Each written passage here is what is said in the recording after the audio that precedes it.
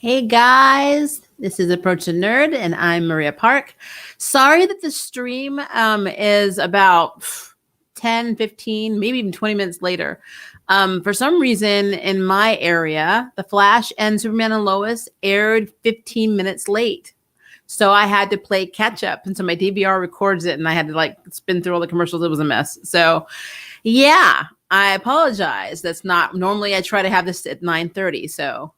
But we're here, and I'm here, and I'm queer, and I'm happy. So we have a lot to talk about because doing The Flash and Superman and Lois back to back is a lot. But that's what Arrowverse Tuesdays are for.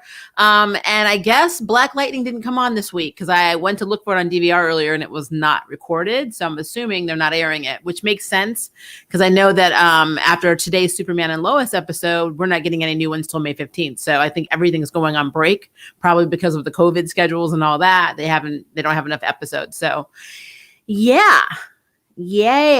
So let's start with our favorite, The Flash. So Barry has been spoiling Iris by taking her to Maui, getting crepes from Paris. Basically, he's globe trotting with his wife because he feels so guilty that he was fooled by Mirrorverse Iris. And when I say fooled, meaning he even banged her. He slept with another woman, essentially. Even though technically he was not willingly cheating, he was fooled too. And Iris even says in this episode, you were just as much a victim. This person played with your heart. You are a victim. He feels so guilty that he is doing everything for Iris right now. And on the flip side, Iris is not dealing with the fact that she was stuck in the Mirrorverse for 3 months. She wrote a story or an article about the Mirrorverse, and Allegra laid it down that it sucked because it wasn't personal. There wasn't any of her in it. So she kind of, she basically let her know what was going on. Jermaine, that's fine. I know that a lot of people haven't watched the episode. This is kind of like an after show. So if you can't stay, come back and watch it again and then leave a comment like normal. It's fine. But anyway, Iris was not dealing with her stuff. And it was very evident when Iris went to the support group to interview this couple who basically were the quote unquote, no pun intended, mirror images of Iris and Barry. And it's the husband that was trapped, and he was watching his wife basically have a whole life with his Mirrorverse self counterpart. So it was pretty interesting. All right. So let's move on to our big baddie of this episode was, of course, Abracadabra. Felipe. He's very charismatic. I got to give you that. Now, I know what Abracadabra was in the comics, but I love this whole spin on him in the Arrowverse. I love the fact that the whole reason he came to destroy Central City, essentially, using his obelisk and this antimatter bomb that he created to wipe out Central City to take everything from Barry, including Barry's life, basically, is because he remembers or started having dreams of what happened in the multiverse. And see, this is where Barry Allen just messes up a lot of stuff. I always wonder if John Diggle sometimes wakes up and remembers, he didn't have a son. He had a baby girl named Sarah. He just starts dreaming about, the almost year they had a baby girl. It's when speedsters mess with the timeline, it does create a lot of crap. And we saw the fallout from Arrowverse's version of Flashpoint. It affected a lot of people. So I thought it was interesting that Abracadabra was having these dreams of himself being happy with a wife and a child.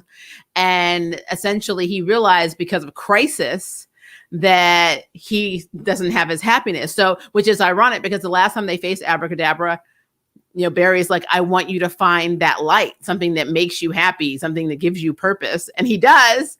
Technically, or at least another version of him does, and it's because of the Flash that he lost the light. So I can see why he was ticked off. I mean, it was justifiable to me. I was like, you know what? Yeah, that sucks. And he was like, you were supposed to vanish in Crisis, but because you didn't, my family's gone. And essentially, that is also true. But they lost a lot of people in Crisis on Infinite Poop for, reasons. And, again, not a fan. I get that they have to reference this, but I'm not a fan of it. But anyway, so there are a lot of cool moments, by the way, in this. I love when they first apprehend Abracadabra, and Argus is taking him away, and then you have like Cisco saying, "Oh yeah, oh these two handsome young guys just do all the work," and then Argus, they just sweep in and then take credit for it, and he was like, really?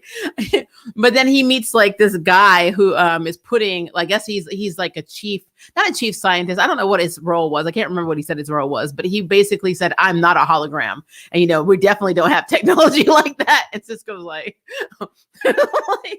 that was hilarious to me. And dude was straight up acting like a Vulcan. I think the Flash is in love with Star Trek. They have so many Vulcan references in this. It's not even funny.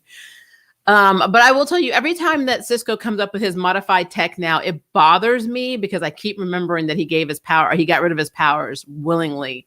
And now he's still out here not living a normal life, still fighting like he should have been if he had his powers. It's like, why don't you just stay at Star Labs if you don't want to be in the thick of it? You gave up your abilities, but now you're like, but I can still go out there and help. I'm like, let's go sit down. Let's go sit down. But I did like that. I know that also when they were talking, Abracadabra, I wrote down the name. Here it is. Abra called Cisco Mecha Vibed. And he was like, I know he did not just name me. And I was like, now you know what it feels like when you just randomly name people that have human abilities. I'm like, this is what you are. So I was cool with that. I was down with that. But yeah, like the episode for itself was great because people actually got more roles. Like now we have Allegra. Allegra is basically like a temp, and now she's a regular on with the Citizen with Iris. So that's cool. She's earned her spot. Chester P is now an intern with CPD crime, so that's cool. That gives him something else to do outside of Star Labs and gives him more purpose on the show. Even though I love Chester P, he's really cool. But yeah, I love the fact that we were dealing with all of the aftermath of Mirrorverse, and they didn't just brush it under. It's not, like episodic, like your trauma is only in that episode, and now we moved on. So I do like that. Simultaneously, Caitlyn is having these headaches, and Frost is thinking something is wrong. She even makes Cisco do these scans, and he's like, your dark energy is fine. There's no anomalies. I don't know what it is. There's nothing wrong with you. And of course, Frost is arguing with Caitlyn in her head, which is funny. But by the end of this episode, they have split into two people. Now I know Chillbane is coming, so I know that has something to do with that, But I just thought that was interesting that now we're going to have two Caitlyns simultaneously. Yay. And some other little Easter eggs. I love the fact that Cisco said not only the Star Labs donate their time, Cord Industries do, they'll be here in an hour to do their time. It's just, I absolutely love like all the little references to not only, the Arrowverse, but to the comics. So I thought that was pretty cool. He said Wonder Twins. Yep. Hashtag Central City Strong is pretty cool. It's pretty cool, which is really funny because I live in Memphis and I swear that's one of our logos. I see that everywhere I go, our hashtag 901 strong. So funny.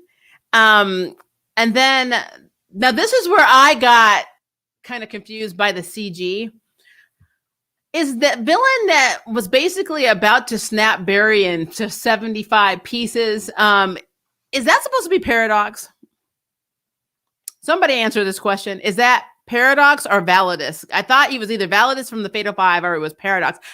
Like his face looks a lot like Validus, but like just from the color scheme and the fact that, Paradox's backstory about how he, has these abilities and super strong and like all of that seemed like Paradox. I have not read any spoilers for season 7, guys, because I literally didn't think I was going to be reviewing it. So everything that I'm getting now is live. I literally watched these episodes back to back and did this live stream. I didn't investigate anything. So I need to know, is that supposed to be Paradox? Is that what you guys think? Or is that supposed to be Validus from Fatal 5? I'm just very curious now. But whatever, I mean, dude took the antimatter bomb and just like snapped it in half. I was like, oh, okay. I'm like, that's what we're doing. I'm down with it, but that's what we're doing. And then he just like starts doing his little growly scream thing, and he just ran away. I love the ponytail too. That was badass. But let me get to the elephant in Maria's room. Barry once again has solved all problems with the power of love. They're taking this paragon of love thing this season to the extreme. Like, you don't even have to throw this. He talked him down with the power of love. And how did he get to this point? Because Iris gave him a pep talk about, him dealing with his trauma and with the whole Mirrorverse Iris thing with the power of love. So Iris empowered him, and then he used the power of love. So what I'm telling you guys is that it is official. The Flash is a Care Bear. He's a effing Care Bear. I don't know if he hugs a lot. I don't know what he is, but the Flash is literally a Care Bear. Care Berry. That's what we're calling him, because that's what he is. And I will fight anybody who tells me I'm wrong, because that is what the Flash is. The Flash is a Care Bear. Because he was talking like Abra. Abra was like, oh, no. I every time he would teleport, his kinetic energy would charge this antimatter bomb. And because the core is made out of Valyrium, I think he said, they couldn't, basically any speedster, nothing could phase through it. So he had to use the power of love to defeat, Abracadabra by saying, what would your family think of you destroying a city full of all of these people in their name? Care Bear strike. I was like,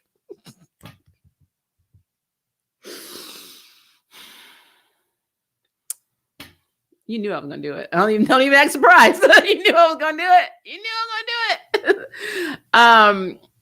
I do love that we got to see the MMR, the Martian Memory Restorer, which is absolutely based off the Martian Manhunter's technology of being able to restore memories. And that he went into the Flash Museum and was like, in the future, Barry, you're going to be very obsessed with technology. And this Flash Museum is going to have all your archaic crap. And I just happened to realize that there was a little display with Cisco Ramon's archaic MMR device. And I just fixed it up and I use it on myself. I'm like, okay. I'm like, awesome. But yeah, the end of this episode, we did get to see Iris finally go to therapy. As somebody who's in therapy, I'm not going to play, I'm very sensitive about mental health. And so I'm not going to play on anybody's trauma.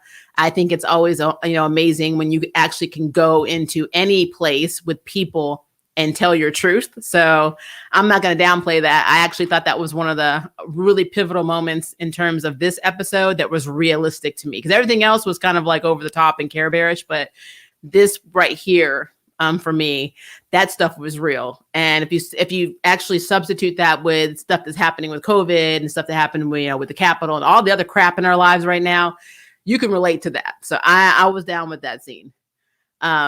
And I like the fact that she's going to try to reach more people. I'm glad they're letting Iris get to what she's supposed to be doing, and that's being a damn reporter. They let Lois do it, and they should let Iris. Iris West is just as good as Lois Lane in the comic books in terms of being an investigative reporter, and she's won Pulitzers in the comics too. So it's kind of BS that she doesn't have that, in The Flash, or hasn't had the opportunity to have that. So just throwing it out there, because if you really think about Lois and Iris meeting in Crisis, they should be technically on the same level, but they are in two drastically different points in their careers. As a matter of fact, I kind of feel like Lois is a lot older than Iris, so I don't know.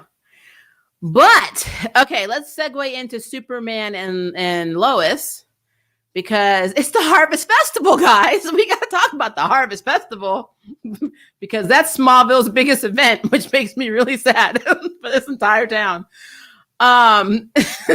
So first of all, Jonathan's girlfriend Eliza, the one we saw in the pilot, is supposed to be coming to visit in Smallville, and then she calls him and dumps him at school. And that was effed up.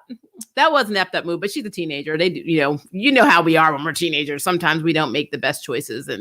And honestly, maybe she did make the best choice. I mean, he is living very far from her. But I mean, really, is he though? Because technically it always seems like you can drive from Smallville to Metropolis fairly easily. So I'm really confused again on where Metropolis is in the Arrowverse, but and where it was in OG Smallville, but I digress. And actually in the Snyder Cut. Where the hell is Smallville in relation to Metropolis now? I'm so confused. I always thought it was in Kansas, but maybe I'm wrong.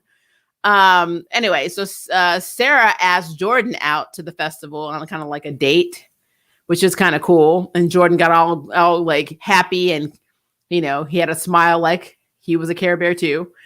But for Lois, Sharon Powell is back with her son Derek. So her son Derek just appeared out of nowhere. They've been looking for him. His mother almost died when Lois was investigating where he was, and all of a sudden he's back.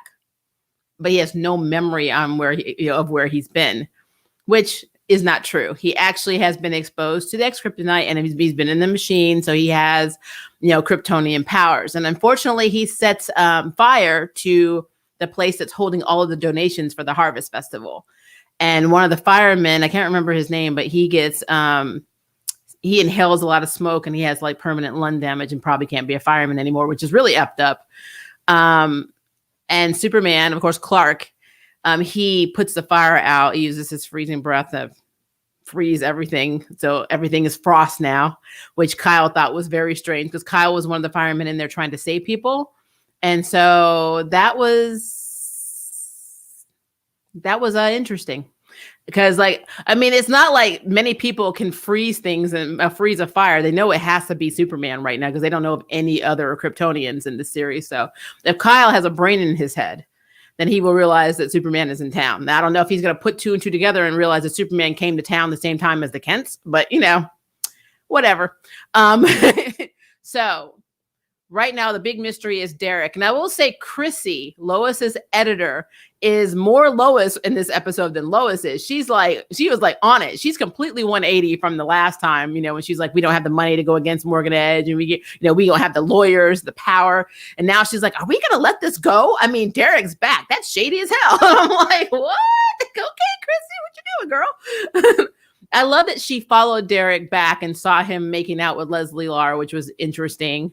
And then she put him back in the machine and gave him his Kryptonian powers back, and called Lois. And Superman was on like 2 seconds. So he sees I call it the Franken Krypton maker, the Franken Krypton maker. It's kind of like an ice cream maker, but it pops out, Kryptonians. And they end up fighting. And right before Derek flies off, he tells her to protect the asset. Now, this is where stuff is getting weird. Okay. So Captain Luthor approaches Lois Lane pretending to be this reporter. And I wrote his name down because I did not think I remember it. I just didn't. It's Marcus something. I have a lot of notes, guys. This is my finding notes stance. So he says he's Marcus Bridgewater, who used to work as an engineer for Luthor Corp and now is a reporter. And he thinks he has a way of getting inside the mines, and he wants to work with Lois. Now, this is where it blows my mind. So 2 things happened from, basically with him in this episode. Number one, he pulls out what I consider to be a Black Lightning DEG. I think they're all they're all sharing guns in this. So they were like, let me get that gun from Black Lightning set in Atlanta so I can use it in fire, because that's what it looked like to me. But he shot at Derek and Clark when they were fighting in the air, and he hit Derek, and then Derek literally blew up, and I don't know if it's because his powers were already unstable, which could be true, but I think it had something to do with the fact that he got hit by that version of a DEG gun. So that's the first weird thing. And the second thing that happened, which makes me think Injustice all over again. I thought Injustice at the end of the Snyder Cut. Now I'm thinking Injustice and Superman and Lois, because, guys, Captain Luthor was married to his version of Lois Lane, who's exactly like the Lois Lane of this Earth, back on his Earth. Somehow this is going to be a crisis tie-in. But, so the trope of the Lex Luthor's always falling for the Lois Lanes is happening again. The only series that it did not happen to was OG Smallville. He fell in love with Lana. He didn't have a chance to fall in love with Erica Durance's Lois Lane. But And quite frankly, though, I don't think that happened in the Snyder version of the Justice League or Batman and Superman either, because he thought she was cute, but he didn't really have time to fall in love with Lois Lane. But outside of that, I mean, Superman and not Superman, Lois and Clark, the TV show with Terry Hatcher and Dean Cain, Lex Luthor was all over that. It's happened in multiple animated movies. He was flirting with her in the comic books. There's actually issues in the alternate reality when he was married to Lois Lane, kind of like the whole Rogue Magneto thing that I won't get into. What was that? Astonishing X-Men? It was an Astonishing X-Men. I have to think about the comics. But that whole thing is just creepy to me. So yeah, it makes perfect sense that the Captain Luthor was married to Lois Lane on his Earth. And she acts just like the Lois Lane on this Earth, on Prime Earth. So more drama, because the CW needs to have this, guys. We need to have we need to have a romantic triangle between not only Clark, Lois, and Lana, because it's probably going to end up that way. We also have it between Clark, Captain Luthor, and Lois. And even though Lois doesn't even realize she's in that triangle, that's how that's going to turn out. I'm just saying, that's how it's going to turn out. So Jonathan, rightly so, is ticked off because basically him moving to Smallville stopped his life. He has no friends. He's always benched in football. So the only thing that gave him purpose is not his. He doesn't have any powers, or he thinks he doesn't. And his girlfriend dumped him. So he is pissed. He told his dad, I have one of my friends has an older brother. I can go stay with him and go back to Metropolis and live my best life. And Clark's like, no, you can't do that. And he's like, well, how about I just go do it anyway? I mean, you let Jordan play football and you said no about that. And I'm like, oh, okay, Jonathan. Okay. I mean, I really couldn't get mad at that, though, because quite frankly, if you look at the past 3 episodes, Clark really has not been the best father to Jonathan. He's always focused his time more on Jordan because, number one, Jordan was acting out. And number two, Jordan seems to be the one he always had problems connecting with. And then he has powers like him. So that became his golden boy. And then the other twin is just kind of like, Lois, that's your thing. And when he was upset and he came home because he got dumped and Jordan's like, his girlfriend dumped him today, Lois was the one that wanted to talk to him, not Clark. So the fact that he was like, I'm out, I'm not doing this. I'm like, I'm leaving. We started to see something similar happen with Clark in this episode. We got to see a lot of flashbacks of him being young, him like basically being a Peter Parker imitation, superhero, putting on like a mask, like the little ski mask, and fighting crime in the big bad streets of Smallville. I mean, it might have been Metropolis. I don't know. But I thought that was Smallville. But that would be funny if it was the big bad streets of Smallville, because they weren't long streets and there's not a big population. So interesting. But we got to see him as a kid, and we got to see him be a complete dick to Martha. Like even said, I was sent here for a greater purpose than being Martha Kent's son. I'd be like, boy, let me go get some kryptonite and stick it up your A. Like, we don't play that in this valley. I don't know what other farm you live on, but not on this one. But she just let him say whatever. I was like, nah, I don't care what kind of powers you are. I'll find a way to snap you in two. But she did give him red kryptonite, which I always wondered, because she let him go off on it by himself. And we know from the story, if you ever watched the Superman movie or talk about the backstory, that's where he basically went, found himself in the Fortress of Solitude, yada, yada, yada. But he didn't do that with red kryptonite. So I wonder if the red kryptonite made his inhibitions like non-existent to the point where when he used it, he didn't care about coming back home. I guess he can use that as an excuse for why he stayed away for so long, because he has so much guilt that he left to go be something greater. And, he didn't have a lot of time left with his mother, and his dad was already dead because he had a heart attack. So yeah, the whole thing with Martha, that kind of sucked. That kind of sucked. And he never came back to Smallville. So, but the town loves her, and they dedicated a bench that she used to sit on and talk to people to her. It's in her name. But I was thinking, no, that would be the first thing that probably gets tore up, because now that they have something that important to Superman, then, if they ever have like a battle in Smallville, that bench is gone. They should have come up with something a little better than that, because that could be hit by a car and taken out. So, I mean, this is what we thought of you, Martha. Expendable. So I don't racially profile. This is why I absolutely did not know that Kyle was Hispanic until he started singing in Spanish and called his daughter Mija, or I think it is Mija. Is he say Mija? I didn't know, guys. I didn't know Kyle was Hispanic. So educated tonight. I was educated. Pretty song, but it does explain why Sarah freaked out, because her dad came home drunk after the stuff that happened with the fire. He used an excuse to go and drink. And when she saw Jonathan with these guys getting drunk because he was in his feelings, she flipped out on him. She literally flipped out. And it's because her daddy's an alcoholic. So much is making sense. Their entire family is dysfunctional. I thought the talk with Lana would have made her a little bit better. Not obviously, you still need therapy and you still need to work through your crap, but I think the father is the problem, not the mother. And I really would like to know if there's more traumatic things that happened that we don't know. Because they make it feel like Sarah couldn't handle the fact that her family was fake, and that's why she tried to kill herself, which is possible. But the whole relationship with Jordan is cute. She has friend zoned him again, so he's friend zoned. So I don't know what's going to happen with that. But the other thing that happened that I thought was really interesting is when Jordan was walking home, Tag attacked him with full Kryptonian powers, and he's like, "What the hell did you do to me?"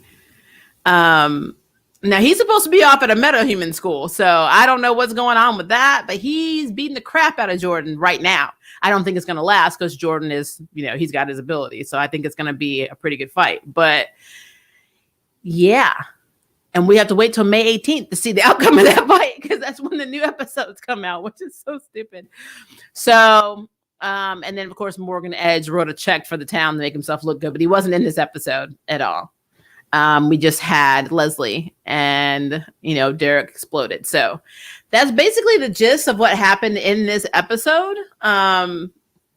Lois thinks that Captain, Luther is this reporter that wants to help her write a story about Morgan Edge and is going to help her, by getting into the mines shadily. And in reality, I think he just wants Lois back because his Lois is dead.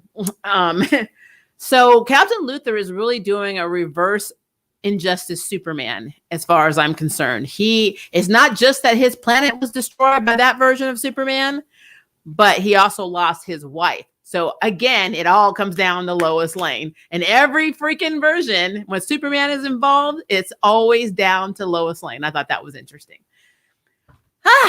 How'd I do, guys? Did I just recap 2 shows in 27 minutes? Yes, I did. So let's look at some comments. 000 Shell 1. Hello. I absolutely love your reviews. I found you from Yashahime. Thank you. I'll try. I really try. I'm a little crazy, so just bear with me. Mercury, I was sent here for a reason. That's all I ever hear. Yeah. I want to know how he knew he was sent here for a reason, because he was like a toddler, or no, he was an infant. Of course, in the ship, though, his daddy, Jarrell, was talking to him the entire time. So maybe he kept saying in the ship, "You were sent here for a reason." Something I can think of. Ray Alexander, I love Senator Red Queen Martha Smallville version. I liked her too. I did like her. I loved her as a Red Queen. I didn't like when Lionel was flirting with her and all that. That was kind of weird. And that was problematic for me. Let's see here. Problem children always take up all the attention. It's because they're not smacking them. That's good parenting. My daughter Mai came up there and said, "I'll just do it anyway." Before she said she would have been launched. I'm like, how'd you get over there? In 1947. Yes, I made you time travel. That's how hard I hit you. I needed to forget about the whole. Do you remember the Mercenary? Do you remember it wasn't Astonishing X-Men, was it? Oh, it's been years since I read that book series. I remember she had a baby with him, but she was still kind of into Gambit.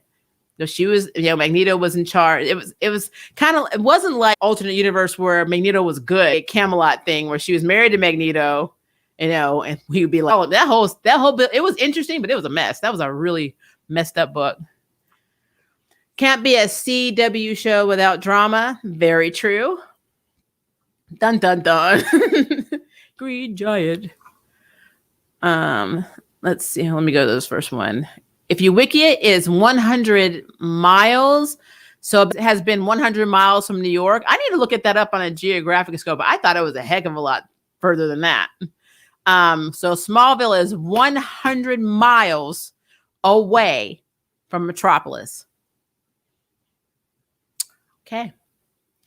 Lois is legendary. She is a Whitney and Iris, good as a Keke Palmer. I can see that.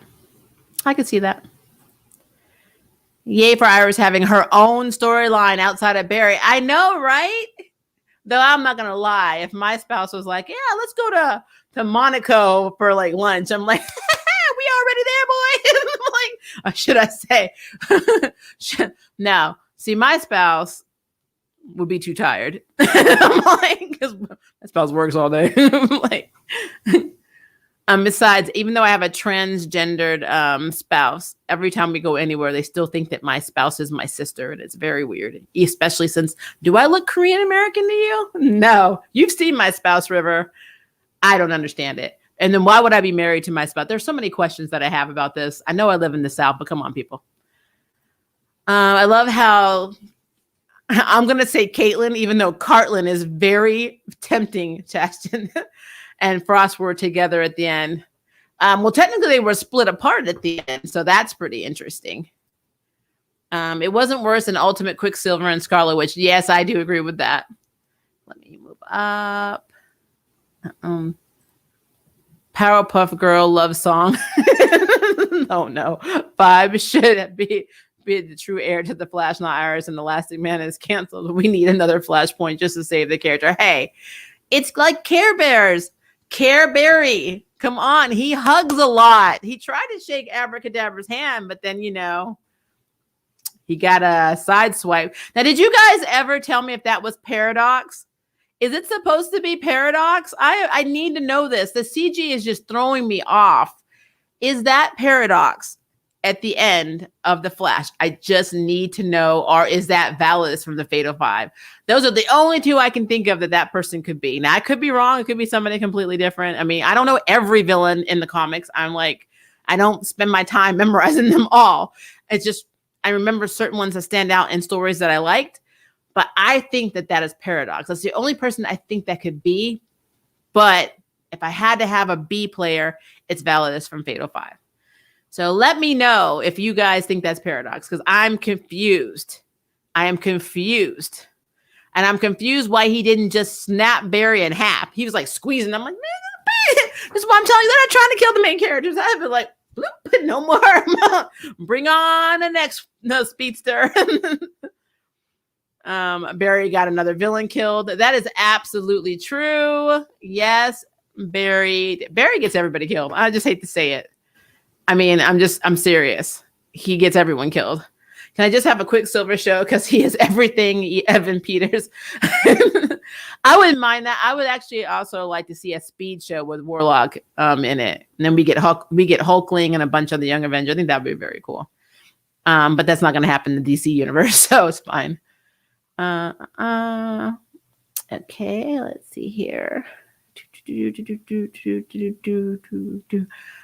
Trying to move up, but it's taking a second. I'm sorry. Yeah, the storyline with Cisco giving up his powers was so pointless. It was very pointless. He made this big deal about wanting to have a normal life. And nothing about his life has been normal since he gave his powers up. It's like everything has been crazy. I don't get it. Let's see. Is DC Star Trek? Is Marvel Star Wars? Well, so let me break this into perspective for you. If we're going by popularity, then Marvel would probably not be Star Wars right now because people were not happy with the last trilogy. And people didn't seem to have a problem with most of the Star Trek reboots. So, plus Trekkies are really rapid. So I would say MCU actually is closer to Star Trek and DC is closer to Star Wars for that principle alone. Now, if we're talking old school Mark Hamill, Carrie Fisher movies, then yes, I think the MCU is closer to that version of Star Wars. And then I guess DC would be like the Wrath of Khan remake, which is Star Trek 2.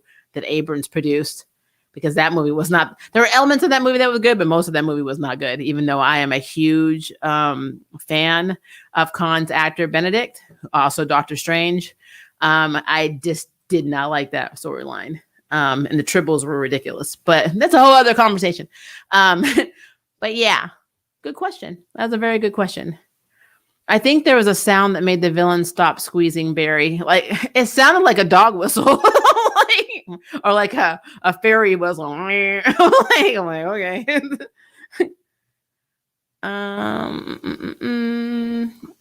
need them to split Caitlyn and Killer Frost and have Frost be the big bad we need, and Caitlyn still be the goody goody. Or they can just keep Frost and get rid of Caitlyn. Unless they retcon Caitlyn to drop Frost's name and become Ice. I don't want her to become Ice because we already have a character in the DC comics called Ice that I love. We also have an Ice Maiden that I love. I do not need her to be Ice. I have no problem with Frost being around. I just think Caitlyn doesn't need to be around. I guess she has to be, though. She's the only biomedical engineer. Whatever. I think I already did that one. Let me move up. So what job will Caitlyn have since Frost is here now? Her original job. I mean, she's a biomedical engineer. She's the only one that can help with all the health stuff and the cellular breakdowns of stuff. Because that's not, Cisco's an engineer, but he's more mechanical. He's not, like her. She specialized in biology. So that's probably what they're going to do. Keep her as her regular row. But I already read that one. Sorry, I clicked on the wrong thing. I don't like good Frost. It's weird because she's never been good in the comics. Frost has always been a villain, even when she does things to help someone, it's always with benefit or purpose. I always loved her in Suicide Squad because she was palling around with King Shark. And I always loved that dynamic that she actually had King Shark, working with her and working for her as an attack dog. So she would seek him on people. And it was kind of interesting. Let's see. When Frost split from Caitlyn, I was LOL. I like how Caitlyn was looking like, well, there goes my coolness factor. All my cool points just went away. Let's see. Care Bear stare. I will tell you this, guys. I know I'm going to get some heat for this. Whenever Barry starts self-deprecating, I just want to smack the hell out of him because he self-deprecates. But you know what? He should have been like, I was fooled again, not by all of the other villains that have tricked you. No, you were fooled by the woman that you thought was your wife from the Mirrorverse. That's what you're talking about. Dude, you have a long list tracking back to season 1 of people that have fooled your butt, starting with Harrison Wells, who was actually, Thawne. So if you want to self-deprecate, you needed to get an outline, put in all of the, from 1 to 12, all of this, the things that happened, all the people that did it, how you felt, who fooled you, how you think you fixed it, and then go down this list and start reading it to yourself aloud so you can remember that you're always fooled, Barry. You are more fooled than you are right about anything. So, I mean, why are you upset? If I would have been on Team Flash and he would have been like, I got fooled again. And we're like, yeah, we're kind of used to it. We are team fooled. Like, that's what we do here. We get the rug pulled, out from under us last minute when we realize, well, damn, we should have actually saw that. So when people got mad about Iris being team leader of this group of brilliant scientists, I just want to point out, they are always fooled too. Like, they are a bunch of smart fools on Team Flash. They always get fooled. So that whenever I see him do that, I'm just like, okay, whatever. Can we stick to Arrowverse and talk Ryan and Kate? It would be epic if Ryan being Batwoman was a little story arc if it were written that way. I mean, now that we have a new Kate Kane, I'm still interested. I'm very interested and excited for how this story is going to go and play out. I'm very excited for this, especially since the actress came from Krypton, and I really like that show. And I think she would be a really badass Kate Kane. And I really hope that she's not just going to be in there for like an episode or two, that they're actually going to give her more trek. Like she could be like undercover or working with the Crows, or she could be like Bruce Wayne was in Batman Beyond. She can just take on that leadership role like, Bruce would have done for her had he been in Gotham. Something of that effect. Because right now, Ryan's already writing to Kate in the journal like that's her mentor. So I think that'll be really cool. But we'll see. And this is Arrowverse Tuesday, so you really can talk about anything Arrowverse in here, not just the 2 shows I just recapped. So don't feel like, because, we always go off the rails in these chats anyway, but don't feel like you have to stick to the point here. It is still Arrowverse. Batwoman is Arrowverse. Stargirl is Arrowverse, unfortunately. And, we have Black Lightning, Arrowverse, even though Black Lightning did not air, and I don't think it's airing next week, which is interesting. I guess they're on hiatus already. Technically Supergirl is coming back. I'm on the fence about that, guys. I don't know if I'm going to review Supergirl or not. I don't know. I am going to be in, this is not even, a comic book series, but it's, Kung Fu. I am definitely going to be reviewing that. But, I just got to put it in perspective. There's a lot of shows in Arrowverse, a lot of them that are all going to be interconnected, I guess, in some way, which is interesting. At least they're trying to connect all these series because they're not doing it with the DCEU. Too soon. I think it's because of March Madness. Yeah, I think it's partly March Madness and also partly they did not get to film as much because of the COVID schedule. Because, even with March Madness, we would have been at least on episode 7 or 8 with Superman and Lois, not taking a break after episode 4. So, you got the pilot that was split into 2, then you have 3 and 4. So you literally essentially only had 3 weeks of Superman and Lois. So I think that is going to be a theme we see with a lot of the shows, is that they don't have enough content. They have to go back and film some more. So nothing wrong with that. Now, I will say Lois and Clark did seem to have a little bit more, maybe a couple of episodes ahead, but I still don't think from the trailer that we saw that it was enough to say this was another 4 or 5 episodes. So we'll see. But so far, I am really into Superman and Lois. It's actually keeping me intrigued. So I'm excited for what is coming. Maybe we can have 2 Batwomen, or one can be Batwoman and the other Batgirl. This is where this is going to be problematic. Because Batgirl is Barbara Gordon. I'm like, snap. The problem that I have with this whole scenario too is if you have Batgirl, which one is going to be made Batgirl? And then that can cause a lot of PC issues. Especially if you make Ryan, the newer Batwoman, Batgirl, like you literally demote her, man, that'll be a public outcry. They will probably be attacked on Twitter, especially since you've already canceled Black Lightning. You already know making the black superhero Batgirl and giving the white superhero who was originally Batwoman her title back will still cause a shitstorm. So I don't think you want to do that. I really don't, because I kind of feel like that would just cause a mess. I remember in the comics, if I remember, so there was Kathy. So we had Kathy Kane, who was the original Batwoman. And then we had her niece, Betty Kane, who actually became Batgirl for a little, like a spell. But this is like Golden Age comics. This was a while ago. I just feel like that is not something that I can't even see Ryan saying, "I'm your what? You want me to be your who? Your Batgirl?" I can't even see.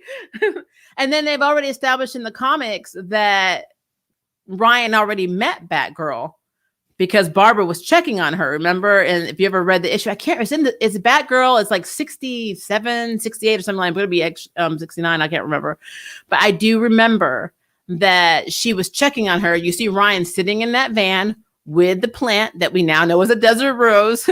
And she was asking her, if she was eating, how was she doing in rehab? Even she made it seem like Ryan was on drugs. I don't know. So yeah, I don't know what's going to happen with that, because I would like to see this new Kate Kane stay a while. It's pointless to cast a new actress for her, especially a kick-ass actress, and only have her be in like an episode or 2. I think that'll be very stupid on there. I think it'll be done. It'll be very dumb. But to be fair, they have done this before. It is a CW. They will take great characters and have them in for a millisecond, and then we never see them again. So, I mean, honestly, it can go either way, I guess. But I would really, really like to see how that would play out between them if, like, Kate Kane became the Bruce Wayne from Batman Beyond. She was on the comms. She was the one walking her through all the stuff, saying, hey, I'm just going to help you out. And she can come save her sometimes if she needs help, but be the person sitting back and letting somebody else do all the work while she, fronts the business end of it. Like she's the money behind everything, basically. Because I know Mary's got money, but having Kate be the one having the money and doing all that stuff, I think that would be really cool. Again, I don't think that's going to happen now. I don't. I really, really, really don't. So I don't know. I don't know what they're going to do. Wait, I thought Ryan was a created character. She is, but she's been incorporated into the comics now. So her first appearance was in Batgirl. I'm going to find it, guys. I actually did a review on this too, but I just can't remember what it's in the 60s. But let me see if I can find her Wilder comic debut. It was in Batgirl. Batgirl issue 50 is what it was. And let me see if I can get a picture for you guys, because I'm all about that life. So I will show you what she looked like. All right, here we go. So I will share my screen. I feel like I'm in a Zoom call, guys, at work. I love you. All right, so this is her. So this is how they met up. This is Ryan right here. And this is Batgirl. Heads up, the GCD is going hard on vagrancy because of the protest. I'd hate to see you in jail. And she says, maybe if Congresswoman Alejo spent less time promoting her new dog park and more time on, and probably something to do with, dealing with people that are homeless, then she have somewhere to go, yada, yada. But yeah, that was her first issue. Batgirl issue 50 is where she first got introduced into the comic world. So... I spend so much time on YouTube.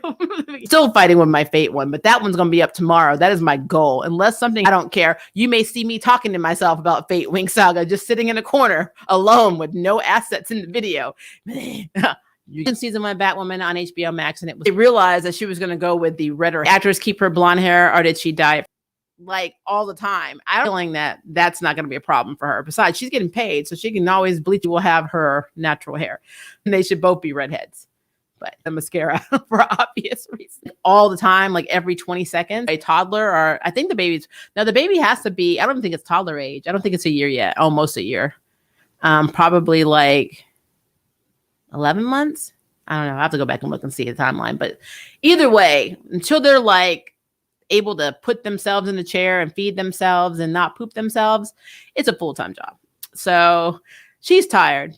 I think that's probably why she wants to not do Supergirl anymore, because it'll take away from her and her kid. And that's what I think. So I get it. I have no hatred for her. Epic story told. Ryan kind of wrapped her arc with Alice and girlfriend the last episode. She did not wrap that thing with the girlfriend, because I saw the preview and she's still covering Angelique, because Ryan, when it comes to Angelique, is a flaming idiot. I got to keep this PG-13, so I can't say what's actually happening, but let's just say the stuff is good, because that's why Ryan keeps running back. And she needs to let it go. Mary literally in the trailer, and you can go watch for the next episode, Mary looks at her and says, Angelique has an hour to talk, or I will call the police on her myself. I was like, okay.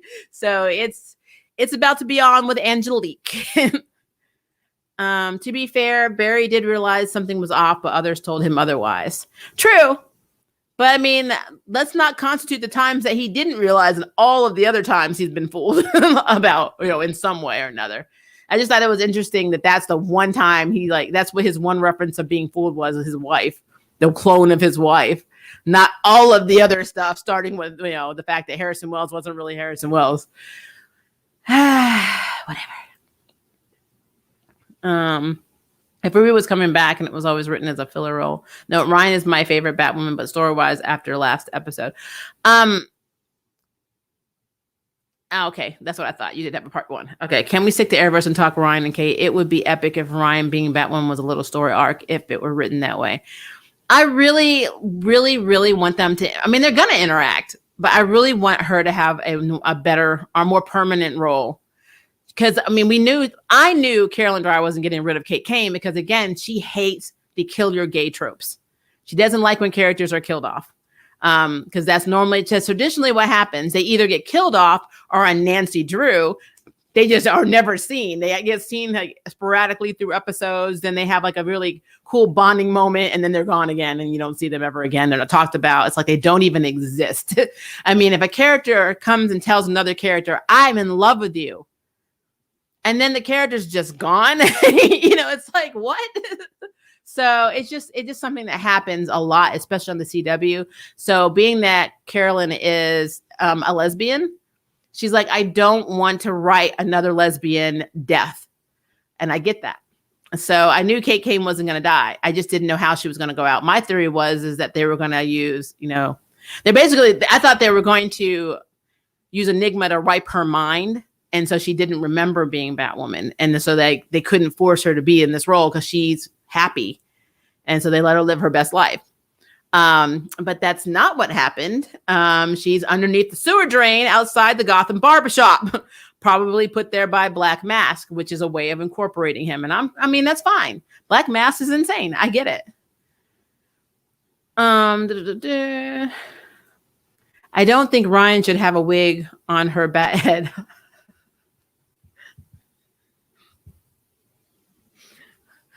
I mean, I get why they did it. But I mean, if you're going to have a cowl, I guess it is kind of strange to have hair of any variety and any type on any hero's head. Because you imagine Batman having his hair on it. That would be funny. That would be funny. Was it like 2 years ago and it was literally Kill Your Gays year on TV, like with the 100? Yes, the 100 was huge. Everybody was crying with Clark when Lexa got killed. I was like, I think that's what spurred it because it was an outrage. Everybody went crazy.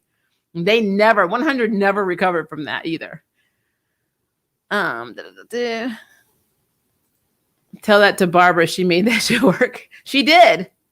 She made it work. But I mean, to be fair, though, I don't remember that. Well, okay, in the animated series, it was. I don't remember that traditionally Barbara ever wore a wig in the comics because I thought that her hair was naturally long and red. It's one of the problems I've always had with certain heroes if they have like very eccentric hairstyles or colors. Is like, how do you not know that this is this hero because look at the hair, But yeah, whatever. Hi, Bart.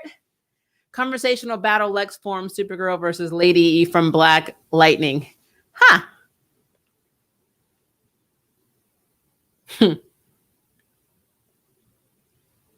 Depends, because they're both very shady and they both cheat.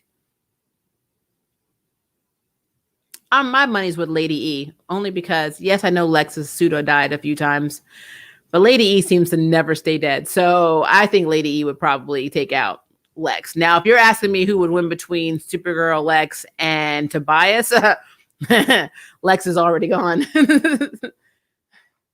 It was her hair. Her costume got messed up and she never fixed it. She's the only Bat member that's not rich. That's true. She was Commissioner Gordon's daughter, so cops don't make good money even when they're commissioners. That would be a good fight. It would. I always have weird thoughts like that. Who would win between this character and this character? But I like to keep it fair because Sarah is a very badass fighter. But if I put her against Thunder, Thunder has the advantage of being able to just smack her hand and knock her into a brick wall and killing her. Because even though I believe in Legends, they're trying to give Sarah like some kind of meta ability. I haven't been following Legends. Sorry. I don't think Sarah's at that level, so she can be harmed. So I would not pit her against Thunder at all. I would like to see a fight, though, between Vixen and Thunder. Arrowverse of Vixen. That would be cool. Even Legends version of Vixen would be cool. Yeah, Maya would be cool, actually. I would love to see that fight. I think that would be a very cool fight. I wouldn't put either of them against Lightning, though. Lightning would be like, in game. Lady Eve on Supergirl would be awesome. Lady Eve would be straightening some stuff out like very, very quickly. National City would be like, well, everybody pack it up. Lady Eve. Lady Eve will look like Freeland in like 2 weeks. Lady Eve like, National City is now Freeland #2, but with better housing.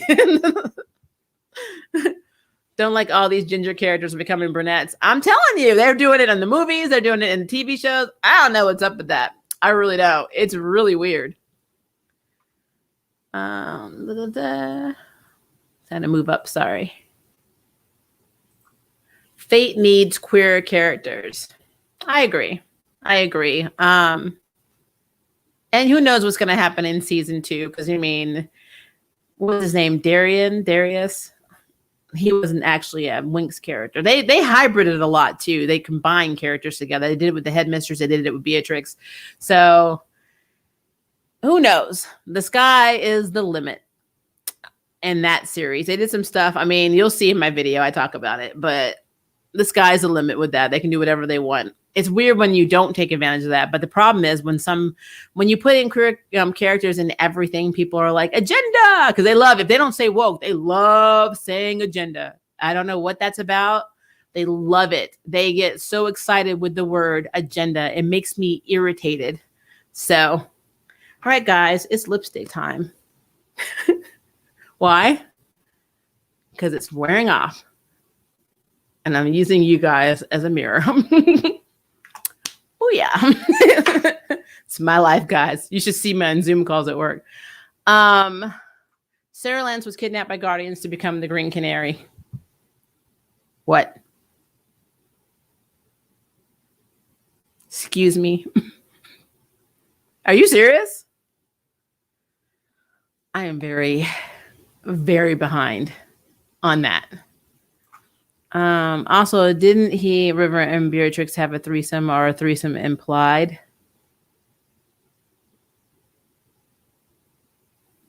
Yes. They actually did imply that happened.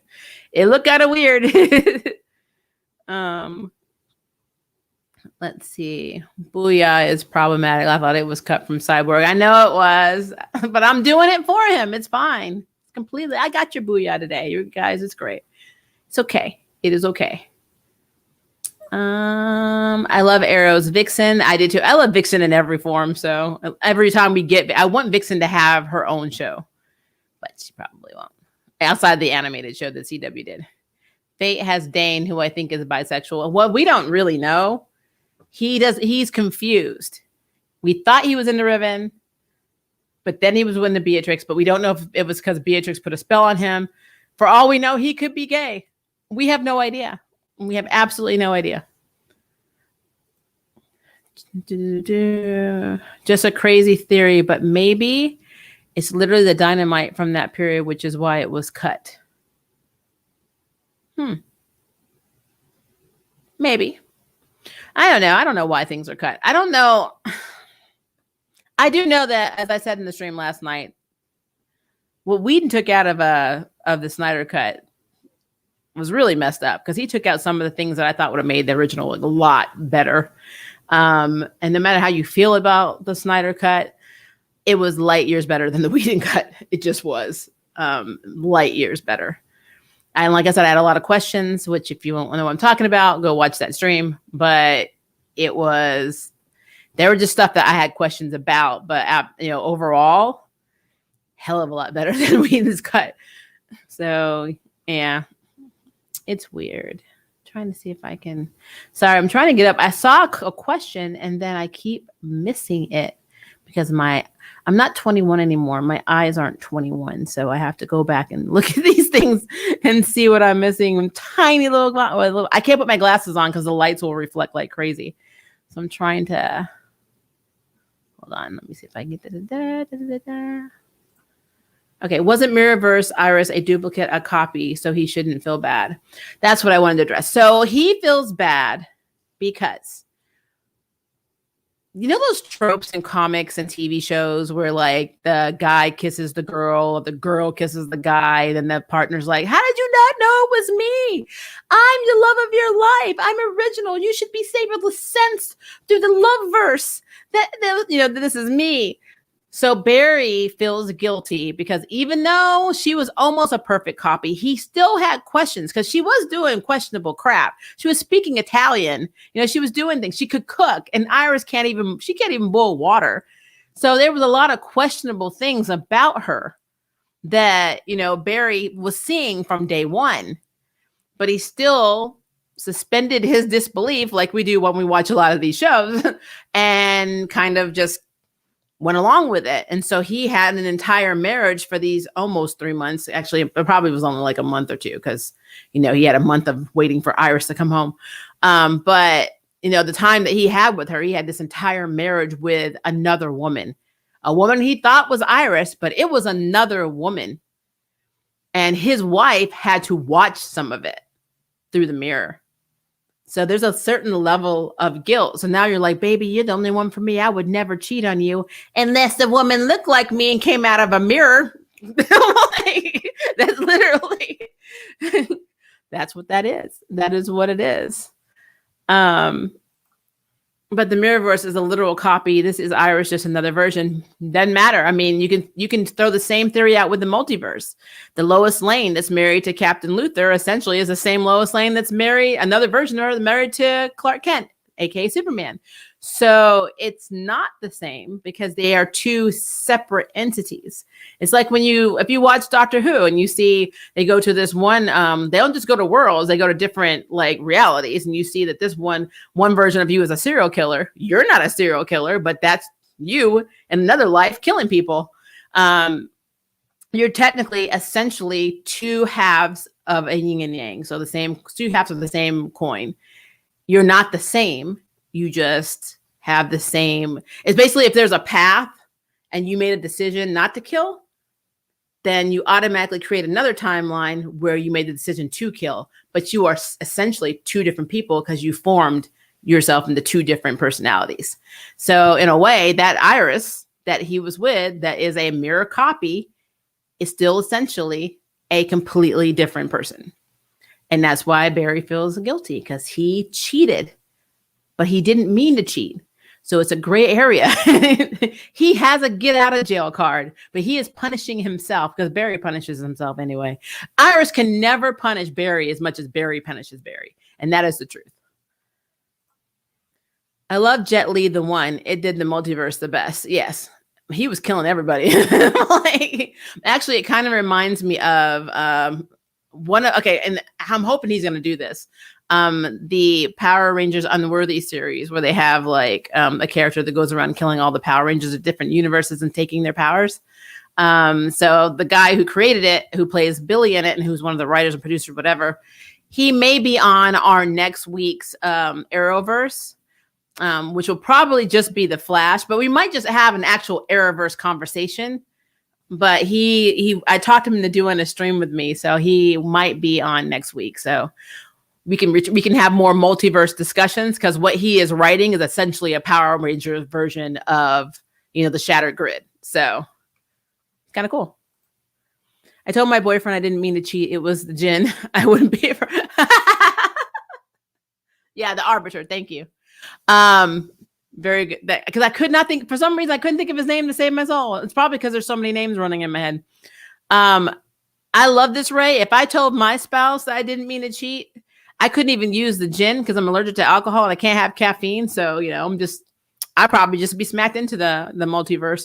And my spouse and me, we don't believe in domestic violence. So that should tell you something right there. But yeah, that whole thing with Barry is crazy. Then Iris should feel bad about the Barry Oliver swap. Side eye. Oh, absolutely. Look, there was nothing right about that one. Though I do love the fact that Barry wasn't that concerned until he realized that he woke up in bed with Iris. He's like, "Oh, Iris, Iris thinks that you're me. Ha ha ha ha ha. You think that you're Mary, basically." And then he's like, "Yeah." And I woke up in bed with her. He's like, "We need to fix this right now." That was funny, but she did come around and see Barry and actually start believing him because of how Barry was talking. But see, Barry didn't have that moment with Iris. Barry slept with the copy of Iris. That's like the ultimate cheating betrayal is when you sleep with another person, even if you think it's that person. So, look at what happened with Cyclops and Madeline Pryor. Not only did he sleep with her thinking that was Jean Grey, he had a baby with Madeline. I'm like, you can't get more messed up than that. So yeah, this is a comic trope. They've done a lot. A lot.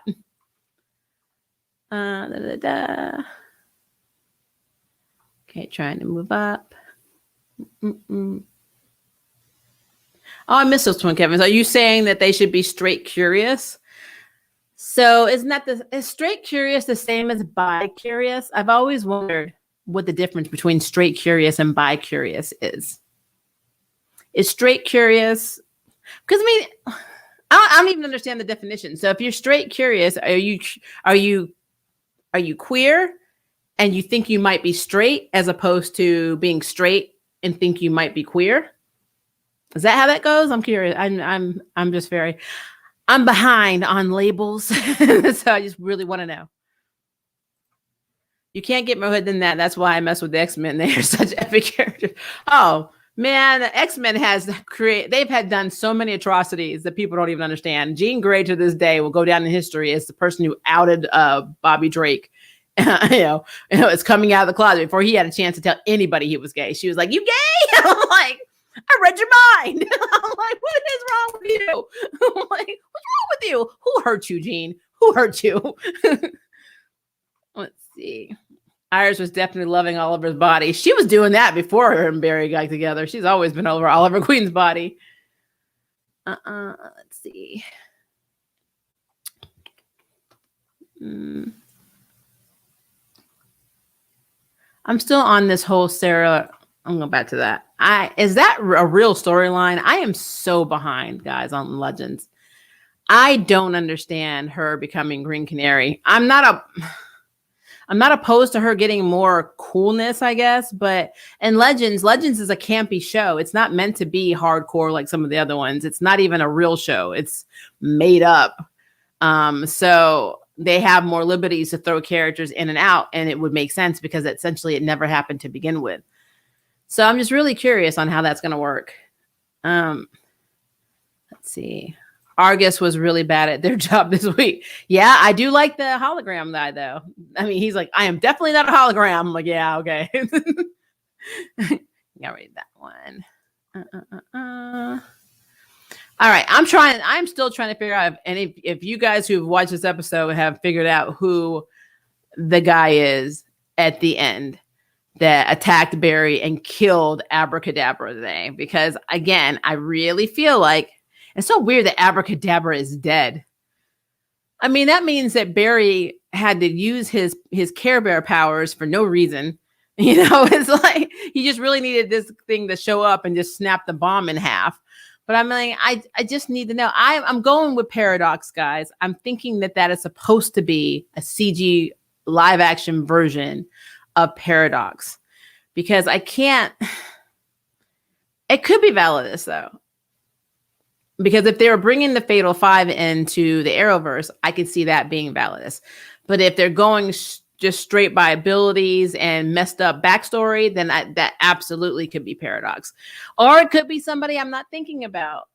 I just really need to know. So even if you're not in this stream, guys, and you're watching this stream later, tell me who that was at the end, because it's driving me crazy. It is driving me crazy. So familiar, but I cannot figure out who it is. So I'm going with Paradox. I don't know if that's true, but I think that's who it was.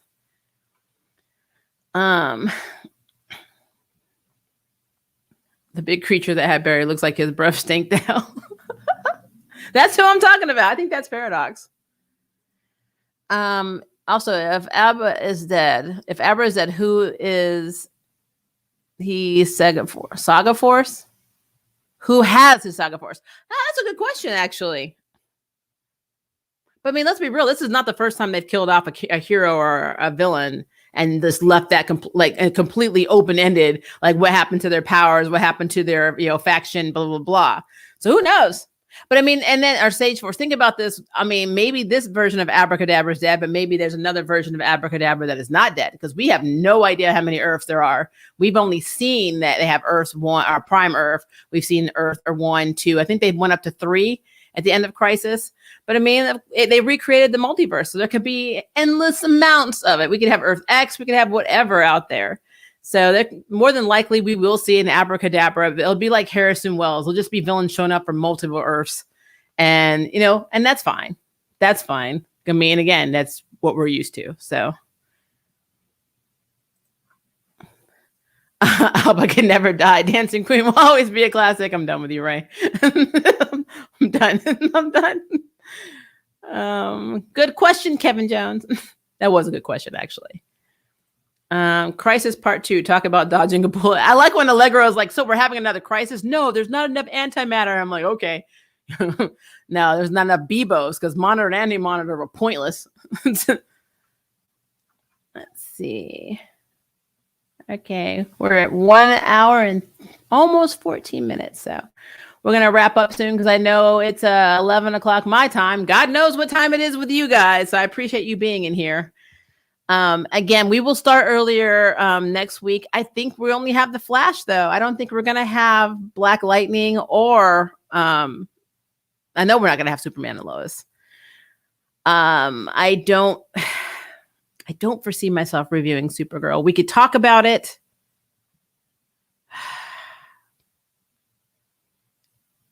Like, guys, we can talk about anything Arrowverse you want, and then do a Flash review. That'll be what we do next Tuesday. And hopefully I will have him on, Jordan on from Power Rangers Unworthy, because we were talking about it in Instagram, and I think that he is willing. He wanted to do reviews with me anyway, so I think that would be cool. But yeah, I wish Gary would have taken his apprenticeship more seriously with the Magics. I agree with that. Gary is a cool character in Legends. By the way, have you seen Freedom Fighters, The Ray? I haven't. I have not. I need to. I have a list of stuff I have to watch. You have no idea. I'm still trying to finish Doom Patrol. I am not kidding you. I am so behind on everything. Constantine is the best part of Legends. Yes, I love Sarah and Ava's relationship. I'm not going to lie. But I am a Constantine fan. I did not like when they canceled his show. I am glad they brought him back. And I really wish they brought Zatanna. I would love to have Zatanna be on the Wave Rider with them. I think that would be an interesting dynamic, because seeing him be completely flabbergasted by Zatanna would be amazing. So it is midnight, Kevin. Yeah, we're going to let you go to sleep in a minute.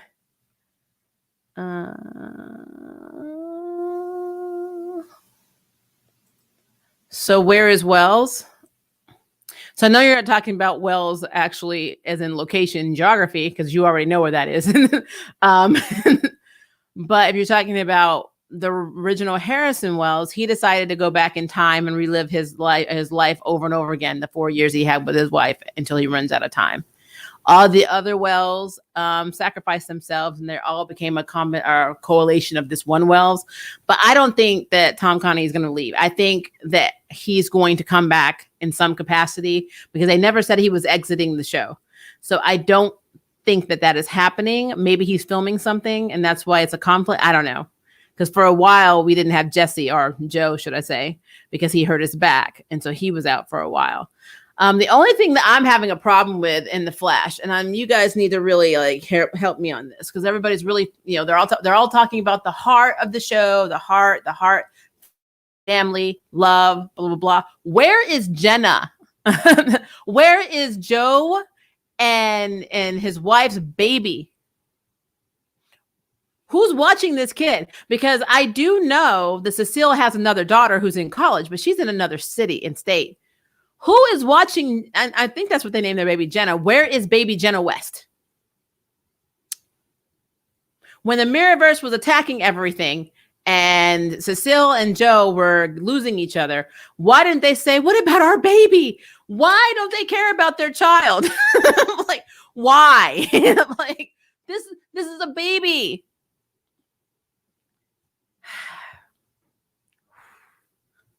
had to throw that out there. Zatanna has a show or movie coming out. It was on the news. Okay, then I need to check that out because I really, really, really love Zatanna. Damn good question. Yep. I mean, has anybody seen this child since it premiered? I haven't seen this child since like the tail end of season 6. The baby disappeared. Do they know the baby's gone? Like, what has happened? Is the baby on the Wave Rider? I'm very confused right now. I don't understand. Titans and Stargirl are the best. I love Starfire and Wonder Girl. Wildcat and Stargirl carry their shows. Yes, I really hope though they keep the whole thing with Our Man and Dr. Midnight like they have in the comics, because I know they were older. And I've always said this in Stargirl, if you look at Beth's mother, that's pretty much how Beth looked in the comics when she became Dr. Midnight. She was the doctor, she was a surgeon, actually, very brilliant when she became Dr. Midnight, and had an accident, went blind for a while, then eventually got her sight back, but became Dr. Midnight, and her and our man had a thing. And so I wonder if they're going to keep that romantic connection between these two characters in Stargirl. If they're going to be canon, then they will. And since Jeff Johns had a lot to do with the creation of Stargirl, and is very, obviously because Courtney is based off his sister that died in I think it was either a car crash or a plane crash. He's very protective of that role. Then he would want to have everything else be as canon as possible, even though he's de-aged these characters. I really, really would love to have that connection now. I think that would be cool if they kept that in, but we'll see. I'm excited for season 2. When they said Jakeem Thunder was coming, I was like, all right, we got this. And then I learned we're going to have a Lantern potentially. We're going to have, the Flash come in, and I just feel like everything they're doing in Stargirl 2 with Eclipso and all of that is going to be very badass. So this should be a very badass season. So I am very excited. The only thing that will mess this up for me, because they were not originally written by CW writers last season, and I think they are now. So I really don't want the quality to drop. So I'm very, very confused on how that would work. I don't know. Do you think they'll do Artemis and Icicle Jr.'s relationship from the comics? I don't know. They are not doing good with any relationships. So, I mean, I'm just going to be real with you. Stargirl's canon relationship, well, technically, Courtney's little flirtation was not. Yeah, that wasn't really canon to me. So, I mean, now if they bring in Atom Smasher, that'll be a mess considering his age difference. I think that would be an interesting spin, because she looks like, I think the actress that plays her is like 20, 21, maybe. But she's supposed to be playing, I think she's supposed to be 15 or 16. And Atom Smasher would probably be in his 30s. Nope. I mean, they were freaking out when Shazam was dating her. So in the comics, they were like, you're dating this older man, because she couldn't say, no, actually, he's actually a kid and he turns into an adult, but he's actually my age. She couldn't say all that. So I don't know. I mean, to be fair, I would like it if they did Artemis and Icicle Jr. There's a lot of relationships. Like I really want Dr. Midnight and Our Man to be a thing. Will that happen? Probably not. But I really want them to keep that relationship, because they had a really good relationship in the comics until, well, I won't spoil what happens to one of them. It's premiering on the TV right now. What's premiering? Hi, Frosty Plays. What is premiering? So is The Flash. It's premiering for you right now, because it actually aired for me 2 hours ago. So I don't know. Are you talking about where you live? You're now getting these 2 series? If so, then I apologize. But to be fair, and I play devil's advocate, this is an after show, and I do reviews. And I put these streams out about these 2 shows, and I specifically put the episodes so you know I'm actually talking about them. So if you see that, please understand that this is a spoiler. It is a spoiler. I will do better about putting spoiler in the title, but if I'm putting the episodes in, I'm talking about the episodes. And I've already done the recap, so now we're just talking about random Arrowverse comic book stuff, which is what we always do. But just to be clear, if I am doing this on a Tuesday night and it is called Arrowverse Tuesday, and you look in the description and it says the episode numbers, I am talking about what aired tonight. So just throwing it out there. Now, a lot of people ask me, why don't you just do it the next day? Well, that's because I work crazy hours. I work for a nonprofit. So sometimes I can't get the interview or the reviews out in time. And so I want to talk about it while it's fresh on my mind. Because when I watch it, I'm like, okay, I want to do it. And I can't always make a video for 2 episodes, when I have to go to work in the morning. So it's a lot easier to do a live stream, talk about all of it, and then go to bed and then not worry about it anymore. Because when you film a video, you're not just filming the video. You have to edit it. You have to edit the audio. You have to add assets like pictures. And if you were allowed to use video clips, you have to render it. And then you have to do it twice because Tuesday they have them back to back. The same thing happens to me on Sundays with Charmed and Batwoman, but I've chosen to do Charmed stream on Sunday night and do Batwoman's the following morning. I could not do an Arrowverse Tuesday where I did Batwoman, Black Lightning, Superman and Lois, and The Flash. I would go effing crazy. So you're getting some insight into how many videos I do a week, which is a hell of a lot. So yeah, that's why these are so late. And I guess I just kind of figure if you can't watch it while we're doing it, you can watch it the next day. And I will do better about them being so long, but it's hard not to have a long stream when you're talking about 2 shows. And we do like to talk in here because, some of my regulars that have been with me since the beginning of my channel, we talk. So that's what that's about. That is what that is about. Let's see. No, I get off work and put my boyfriend on ice to watch this right after the episode. Who you telling? I mean, my spouse is sitting over there in the other room in the office just typing away because, River knows. I have a very, very amazing spouse. Because not many spouses would support how many hours I do YouTube on top of, I'm also a voice actor. So I'm auditioning for stuff, or I'm recording something, or I'm working for a nonprofit, or I'm doing this. I work 7 days a week, 7 days. I never have an off day between all 3 of the things that I do. And my spouse is extremely supportive of me doing YouTube because not many people will. This is a lot of time, not to mention a lot of the equipment that I use. Like I have an SLR camera. I never put my equipment on here. I know a lot of YouTubers do, but I have a Canon 80D camera, which is over $1,000 and my spouse bought for me, pays for my Adobe suite. We bought the lights together, but like everything you see down to every little like toy that I have, besides the ones I brought into the marriage, all came from River. My computer, which I got a gaming computer because you have to have a processor that's really fast to render all these videos and to try and do live streams, my spouse bought. So all of my gear for YouTube, my spouse, who makes more money than me, ironically, considering how hard I work, bought a majority of my equipment so I could do this channel. And also, not even in the comics, I'll be sitting here and I'm like, what was that character's name? And River's very good at research because that's pretty much what River does at work. And we'll sit here and like research and then literally text me stuff before my stream saying, don't forget about this, or look at this character, or look at this character. And I'm like, that's my baby. So I have a very supportive spouse. Very, very supportive. River is MVP, #goals. Yes. You have no idea. River has been with me through a lot that, we've had so many things happen to us. On our other channel, we kind of, we have another YouTube channel called Life of the Parks, but we stopped updating for a little while because just so much is happening. But I'm going to have to go and have some like real life stories because we start hearing some stuff that River has had to be with me in my life for that basically saved my life. Let's put it that way. You would understand how true that MVP statement really is, even down to my health condition that River helps me deal with. So it is a thing. I love the name River. I love River's song from Doctor Who. I know. So true talk.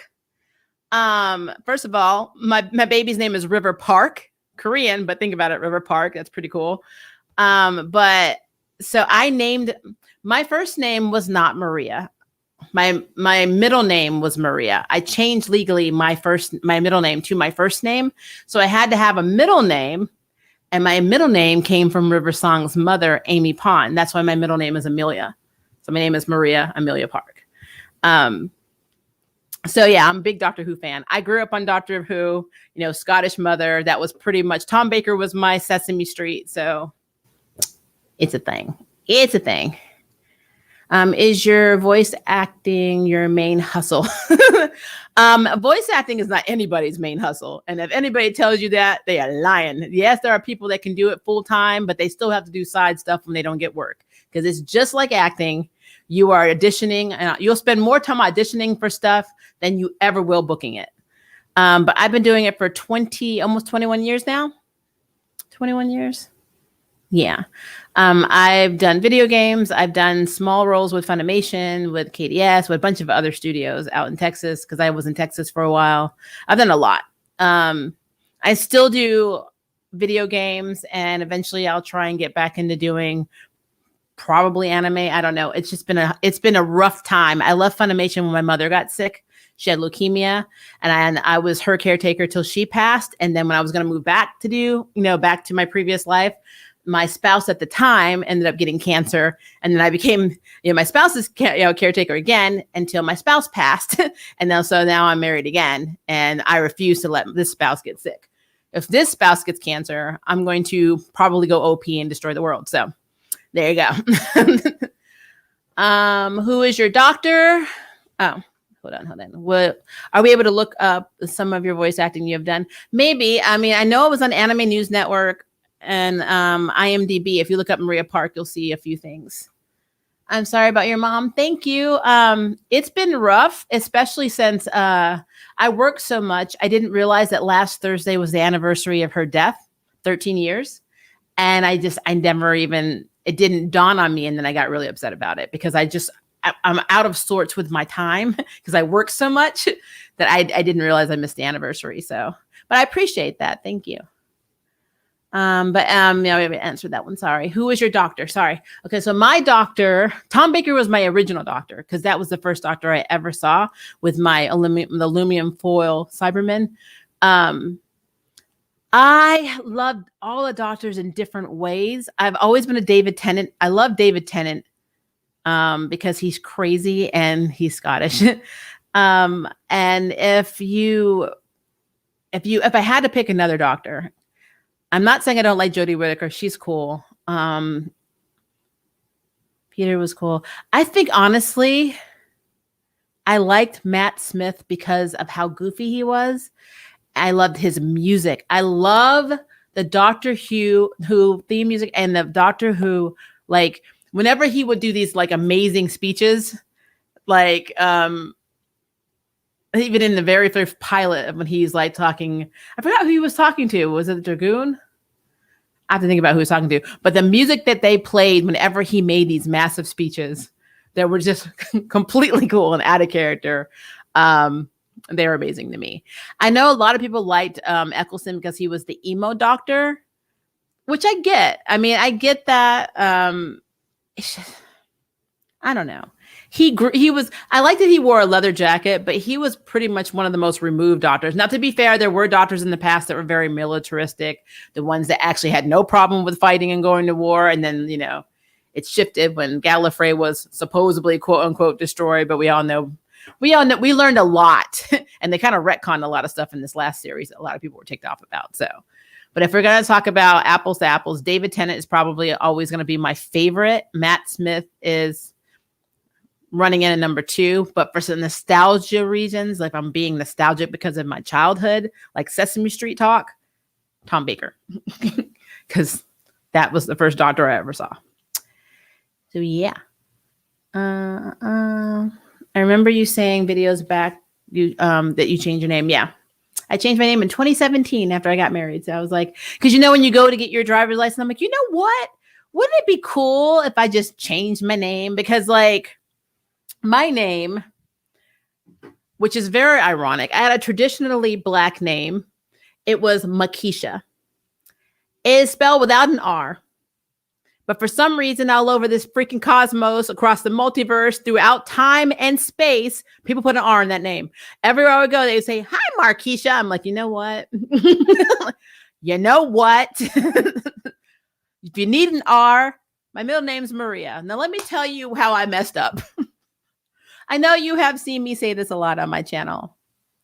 I am usually mistaken for either Filipino or some form of Hispanic.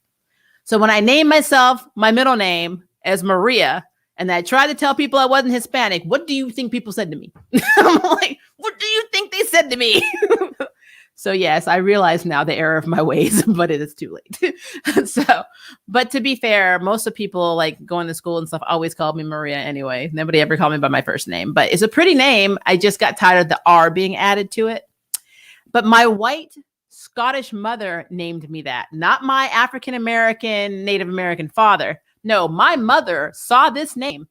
And her friend was from Yugoslavia, and her name was something similar, like Gisha or something like that. So she said, oh, that sounds like her name. So that's how I got my name. And then when we came to the States, because I wasn't born here, I was born in Germany. My dad was stationed over there. We moved to the States. My mother realized just how common that name was. Now, on the flip side, my father, one of his favorite movies was Poltergeist. So he wanted to name me Carol Ann. Could you see that? Hi, my name is Carol Ann Park. They're here. Nope. So yeah, I like the Makisha better, but yeah, the Mar thing just got on me. Markeisha, I'm done. I am done. So yeah, true story. So only when you watch my streams or certain videos do you know my deep, dark, dirty secrets. I stopped watching Doctor Who after Moffat stopped writing for them. He wrote most of the seasons with David and Matt. I agree. It did go with a lot. It got a lot weirder. Like I love Donna Noble, and Donna Noble, just something about Donna. She was just cool. I always thought that she got like a really shitty deal. So did Martha Jones. She got a really shitty. Although I think she ended up with Mickey, which is very, very interesting. But yeah, I feel like the writing definitely went a little downhill after that. So. I was raised in Japan. Oh, do you speak Japanese? I took Japanese for 8 years, so I'm okay. But now I'm learning Korean, and it's messing with the Japanese. It's like, for some reason, the Hangul is overpowering the katakana and the hiragana. So I'm like, oh, so now I just mispronounce everything. It's age. It happens. Yes, come through, Keisha. What's interesting is that's exactly how you spelled the Keisha part. Just add an M-A in front, and that was my first name for a long time. And Tom Baker is one of my faves too. Yes, Tom Baker is the thing. Doctor Who is very timey-wimey. I actually have TARDISes around. I don't even know if you can see it. There's 2 of them over there. I have the alarm clock that when it goes off, you actually see it spin on the ceiling with the time. It's kind of cool. It's home. Atsuki Kichi. Okay. So my Korean. I'm trying hard, guys. Like I literally will say, Hajime mashite, watashi wa Maria desu. Dozo yoroshiku onegaishimasu. And then I'm like, well, how do I say that in Korean? And then when I start thinking about how to say it, like words and frame sentences, because River's teaching me, oh my gosh, I get so messed up. There's so many characters in the Hangul that look like Japanese characters because, of course, Japan invaded Korea. So they took some, aspects of the language and the culture and not all. And so it is so hard. Like when you look at certain words like Hito, the character for Hito, a person in Japanese, if you look at it in Hangul, that same character is just an S. So it's like, or if you count like certain numbers, like instead of ni, it's E, instead of go, it's O. And it's like, it just messes with my head. It just messes with my head. But yeah, it's a thing. But now we're at 1 hour and 36 minutes. So I went over a little bit. I know it's late, guys. I'm sorry. I keep babbling. I love talking to you guys. You would think I was lonely and I have like, people that love me in the house. But if you guys have any questions, Arrowverse questions that you didn't get a chance to ask, please post them below because I like these conversations. I know you guys are very active on the charm stuff and all that, but yeah, definitely, please put comments below so we can talk about theories. And also tell me what you want us to talk about at our next Arrowverse. Like come up with some questions and theories and all that, because I have a feeling there will be more content that we can talk about. They'll probably get some news about what's going on the CW, especially Batwoman. I just have a few questions about what's happening with Batwoman. So we can discuss that. I'm sure we'll have Batwoman to talk about. And what I might do is, instead of doing my normal Batwoman review on Monday, I might actually save it for Tuesday so we can talk about Batwoman and the Flash, since we won't have Superman and Lois and we probably won't have Black Lightning. So I might just combine those two next Tuesday to talk about. So there is that. But yeah, be on the lookout, because somehow, some way, I'm getting this freaking video off my hard drive and it's getting uploaded. So from my mouth to all the gods, ears, it is going to happen. Wait, big question. You have a big question? Is that what you're saying, Ray? You have a big question? It's Gotham, where all the Batman Rogue Gallery. Please post that below so I remember to answer that, because I have a few things to say about that. Please put. I also have some Bat family things to talk about as well, because I have questions about where the Bat family is at this point in stage in terms of Batman retiring, because I feel like we should have a lot of Bat family members that should be popping up in Gotham, but that's just me.